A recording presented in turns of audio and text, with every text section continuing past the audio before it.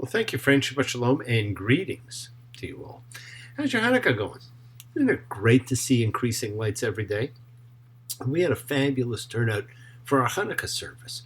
Over 30 came out for the lighting of the menorah, challenging and braving the winter which came, stayed a few days, and is left again giving a temporary respite. Aside from the candle lighting, we also had a toy drive. And thank you all for your contributions. We ended up with a mountain of toys, which we have now dropped off for all the kids who don't get to celebrate, to be able to celebrate and feel celebrated. So once again, thank you all. Now in a few weeks, just ahead of the other festival of light, Christmas, we'll be holding our change of season ritual and annual memorial service.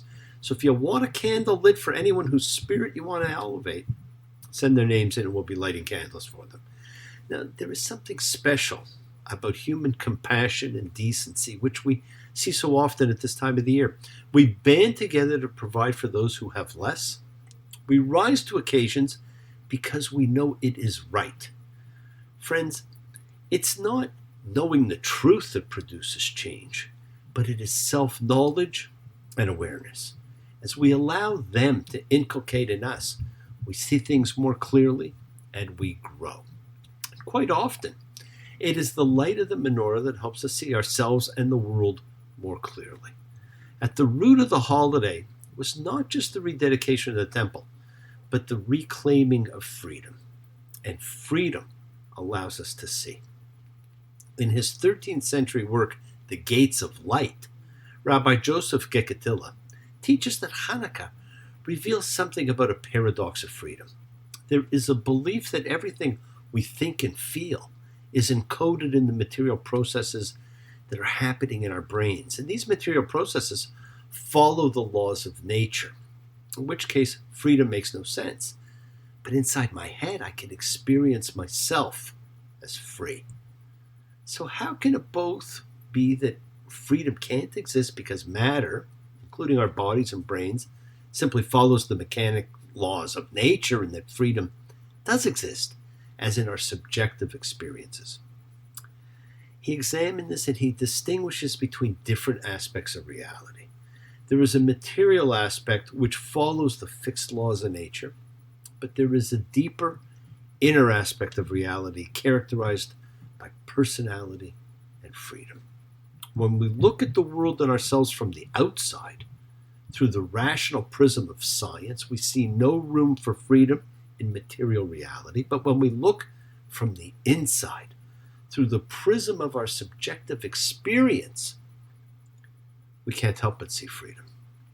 The mystery of this duality of inside and outside, mind and body, is revealed in the miracle of the Hanukkah oil.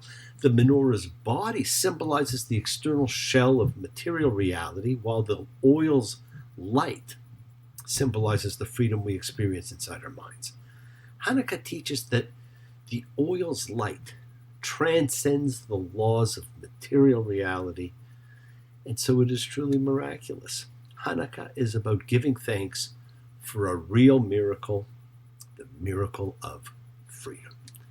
And we celebrate freedom when we come together to pray and honor our spiritual beliefs in a gathering, a collective consciousness of seekers showing faith, any and all faith, individually, independently, love, any and all love, a true chavura, a fellowship, as we express our nature of kindness, compassion, thoughts, feelings, hopes, dreams, and wishes that unites us all in this community house of spirit, Beth Ruach, sharing and bringing light, keeping fear at bay. And even though together we are always individual in our own approach, each connecting in his or her own way. So once again, please do go ahead, invite everybody you know, some physically, some digitally, psychically, emotionally, spiritually, to gather and share. From Psalm 133, the Hine Matov, come together. Hine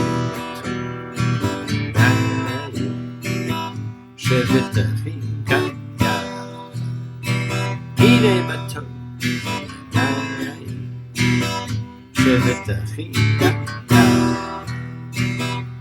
How good and pleasant it is for brothers and sisters together.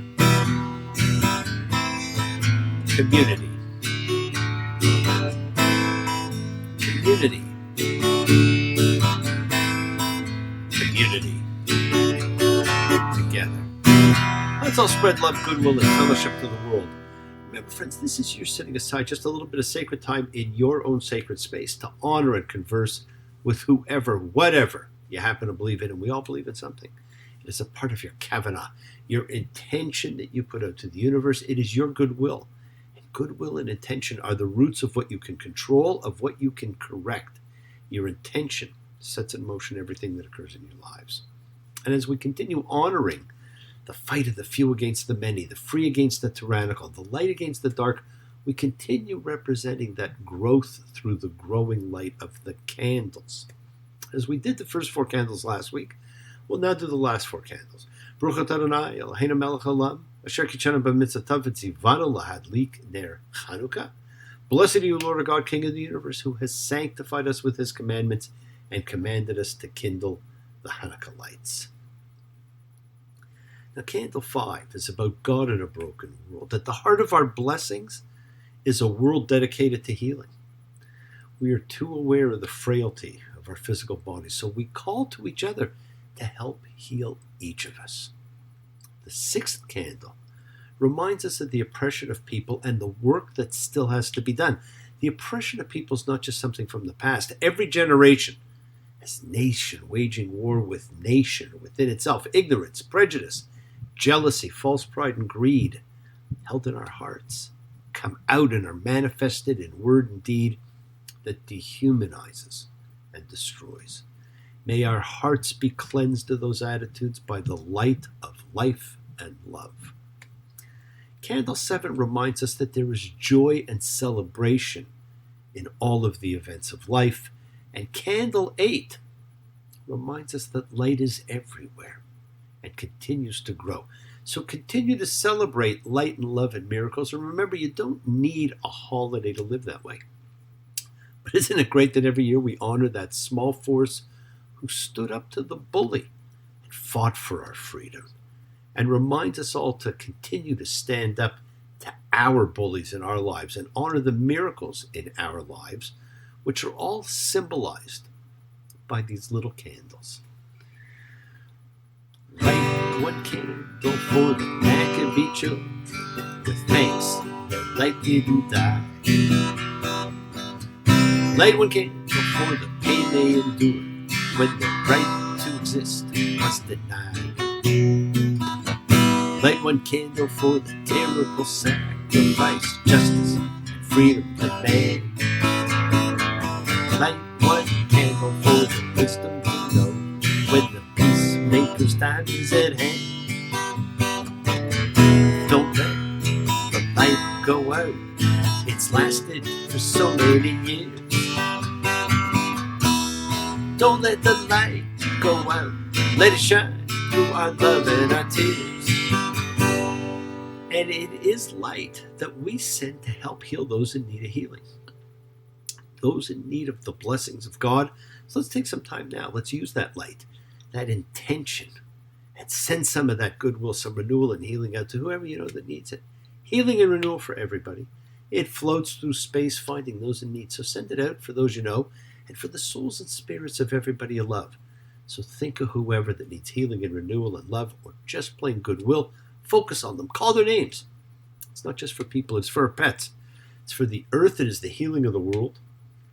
The tikkun olam. That's part of our spiritual genetic makeup. It is our task to help heal the world. It's not something we complete. It is an ongoing commitment we make to be dealt with in this lifetime. It is for every lifetime. We each must do our part. Each of us, do what you can to improve and change your little corner of the world, your own self, because as you change yourself, you change the conditions of your life. Part of that healing of the world is the sending of these thoughts and energy for health and renewal and goodwill for everybody. And they don't have to be sick. It's for those in our hearts and our minds. Let's all send energy out for the people in need everywhere. Special thoughts and prayers for Mindy, Sherry, for Connie and Daniel, for Yosef and Aurelia, for Snoop and Terry, for Kathleen and Lori, for Dave and Anna, for all of our sacred animal friends everywhere, for everybody you know in need, for the whole world, and for the bee. Friends, it's the kindness, the healing wishes, goodwill, and love we all send out. It just circles the world finding those in need. So thank you, each of you, for all you do, for all you care. Because the world is a world of spirit, and spirit, my friends, never dies. Me,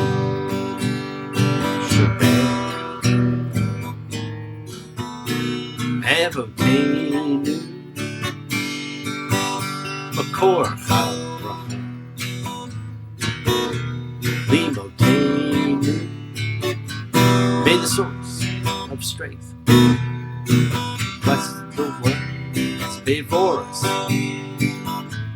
Help us find the courage, make our lives a blessing, the renewal of body, the renewal of spirit. Let us sing. Amen. Mishaberach. Let us all have our spirits renewed. This is the great prayer for healing, which we call upon God to heal as He's healed before. Mishaberach, may He who blessed, because all healing's a blessing. So let's all send and receive healing and renewal energy in our efforts to love, to share, to care, to grow. Just as the Hanukkah story is the story of miracles, we see the miracles of life this week in the Torah. The poor country boy has been languishing in prison for 13 years. He's been in Egypt, most of them in the pit, the last few forgotten by the wine bearer. This week we read Miketz At The End. And this is my dear friend Nina's favorite parsha. In it, Joseph interprets Pharaoh's dreams, rises to become the most powerful man on earth, and sees his brothers again, not once, but twice. And he plays with them as a cat plays with a mouse. It begins with perhaps the two most famous dreams in the Bible. And there's that topic again, dreams. It captures the imagination of everyone immediately. It took from Joseph to Freud, with a quick stop at Daniel, to delve into this magic topic. Genesis 41:1. And it was at the end of 2 years' time. Pharaoh was dreaming, and here he was standing by the Nile, and coming up from the Nile were 7 cows, beautiful looking and fat fleshed, and they fed the reeds. There were 7 other cows coming up after them from the Nile, bad looking, thin fleshed. They stood by the cows that were by the bank of the Nile, and the bad-looking and thin-fleshed cows ate the 7 beautiful-looking and fat cows. And Pharaoh woke up. And he slept and dreamed a second time. And here were 7 ears of grain coming up on one stalk, fat and good. And here were 7 ears of grain, thin and scorched by the east wind, growing after them. And the thin ears of grain swallowed the 7 fat and full ears of grain. And Pharaoh woke up, and here it was a dream. It was in the morning, and his spirit was moved, and he sent and called all of Egypt's magicians and all its wise men, and Pharaoh told them his dream, and there was no one who could tell the meaning of the dreams to Pharaoh. I dreamed I saw St. Augustine alive as you or me,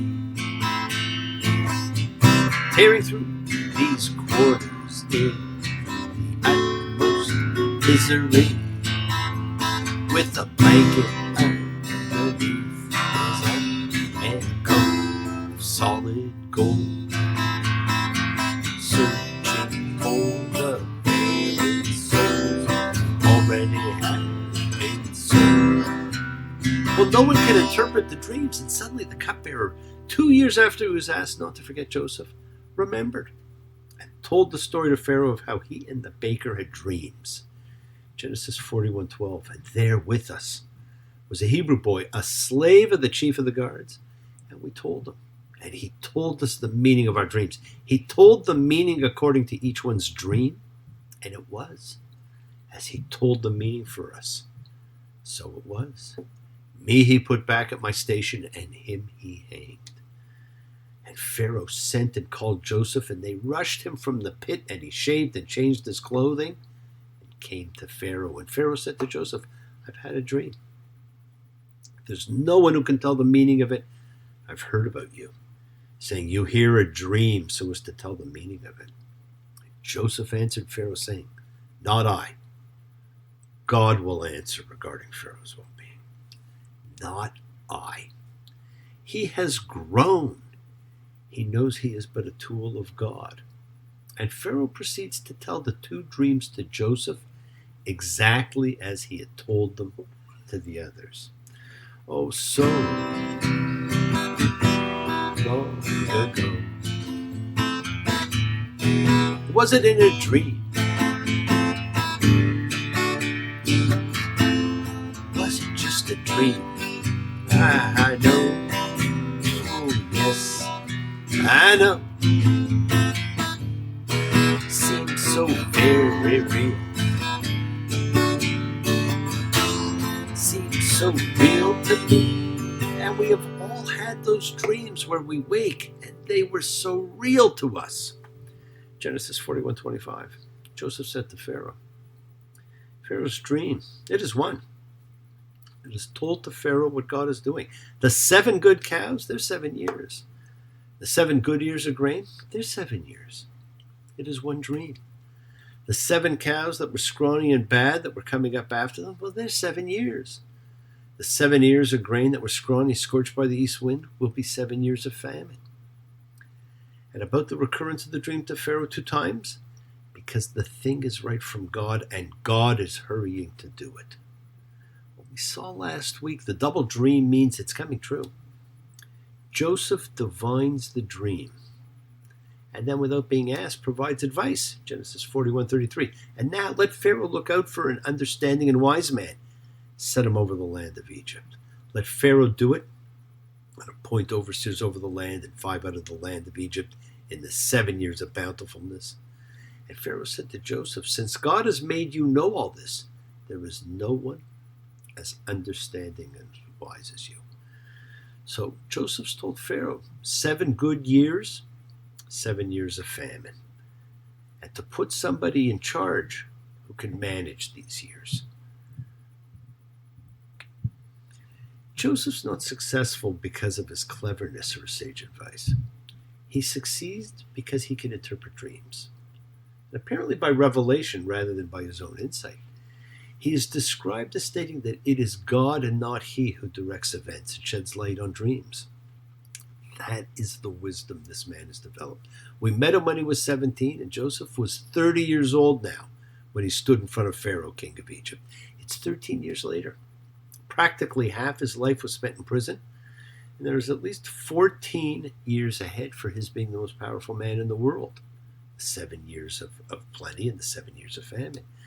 With great power comes great responsibility.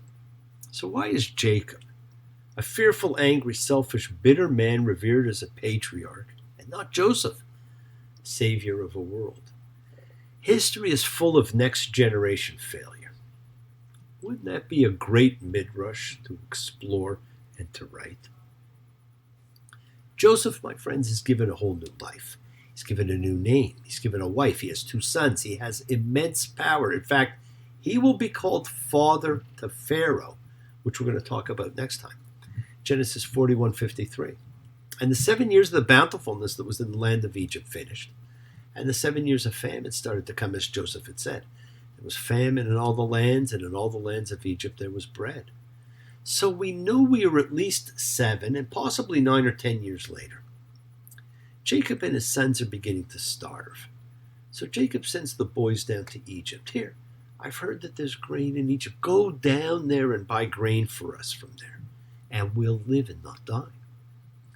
And 10 of Joseph's brothers went down to buy grain from Egypt, and Jacob did not send Joseph's brother Benjamin with his brothers because he said, in case some harm will happen to him. Jacob is willing to risk 10 of his sons, but not the only other one from his true love, Rachel.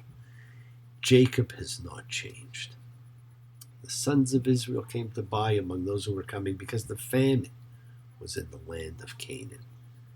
Genesis 42:8. And Joseph recognized his brothers, but they did not recognize him. Yes, my friends, the world is sacred. So is everything in it. Express your gratitude, light a candle, make a wish, celebrate your life, the lives of those you love. Share your feelings with them. Live free, be free, honor your freedom. Be well, be happy, be blessed. Share and honor the light, all who live in light and continue to shine. Continue to send everybody you know goodwill and love. Pray for peace and freedom. Pray for an end to terror and hatred. Remember, friends, we are a community. We learn together, we celebrate each other, we love each other, we share this ride together, men and women equally. So let's all send out love, not fear. Send out peace, harmony, goodwill, and healing to all who need it. Please do learn to forgive and learn to love. Open your hearts, honor the relationships of your life, and tell those you love that you love them. Take advantage of the time you have and enjoy the journey. We take the twists and turns and the patterns that weave through the fabric of our lives in our efforts to grow, to learn, to be, to love. So please do love. God bless you all. Have a fantastic week, a week of love and light, a week of peace, a week of miracles. Examine your intentions. Use them to imprint your will on the universe, because we set in motion everything that happens in our lives. It is our intention, our Kavanaugh, our cause, our effect. Everything is linked. As I've said, you always have time to forgive and to be forgiven. You have the knowledge of what's good and bad. So acknowledge what you've done wrong to yourself, to God, and to any person you've wronged. Ask forgiveness. But do so with sincerity, accountability, and vulnerability. Forgive those who've hurt you as you learn to be forgiving and compassionate, because the secret of forgiveness, compassion, and peace is in acceptance. Can you accept yourself, other people in the world just as they are? Can you accept life as it is without trying to control it? If you do, you can experience the peace that acceptance brings. So do not stop your journey. Do not stop moving towards your promised land. It is your home. Keep on dreaming, keep on being, keep sharing, keep shining, keep teaching. Keep spreading joy and goodwill. Do not follow fear, follow love. It is always in front of you. And remember to faith, an unwavering adherence to principle, just as I have faith in the principle of love and of all of you. Act with purity of heart and mind. Despise none, defraud none, hate none. Cherish all. Honor every child of God, every creature of the earth. May all people know peace in this year. May you nurture kindness and love everywhere you go. And work to be present in the body. Expand your heart, quiet your mind, because the deepest source of your real power lies in your consciousness, my friends, in your ability to be mindful, to be aware, to be present in all of life's circumstances. To make the most of your time in life. Continue to touch and transform the lives around you, because you're never alone. You are forever blessed, and you have the ability to bring blessings to everybody you meet. Health, love, and renewal to everybody you come across. We're all energy. Energy cannot be destroyed. It can only be transformed. Your words are your power to transform, to love, to bless. So be generous. Bless others and bless yourself, and love with the heart, because we're all part of a greater whole. Embrace love, not fear, forgiveness, not anger. And be there for someone, because someone will always be there for you, whether you know it or not. Continue to explore faith and belief, and do not accept shame as a natural state. Whatever you feel, others have felt. Whatever you've experienced, others have too. We share together. We learn together, and we help each other, because we are each of us trying to find love and acceptance and support, because we all have or could have a special someone in our lives. Find them. Tell them what they mean. And remember, you're never alone on your journey to your promised land. Keep forgiving those you need to forgive. Keep asking forgiveness from those you need to ask forgiveness of. Keep dreaming. And always hold on to your thoughts and your dreams and your hopes and aspirations. Oh, yeah. All right.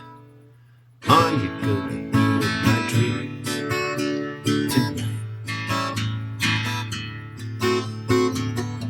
Yes, my friends, you will be. Now, thank you for joining me. Have a great week. Keep sharing the light. Keep exercising forgiveness. Be thankful, be gracious, be kind, be loving. Believe in yourself and in love. Have a little faith. Continue to spread a little goodwill to the world. Miracles don't stop after Hanukkah. They're with you all the time. You may not realize it, but you are also the miracle in someone else's life. So let that unfold. And continue to send in the names of anybody you want honored. We'll help elevate their souls. Shabbat shalom and blessings to all. Take care. We'll see you next week. Bye.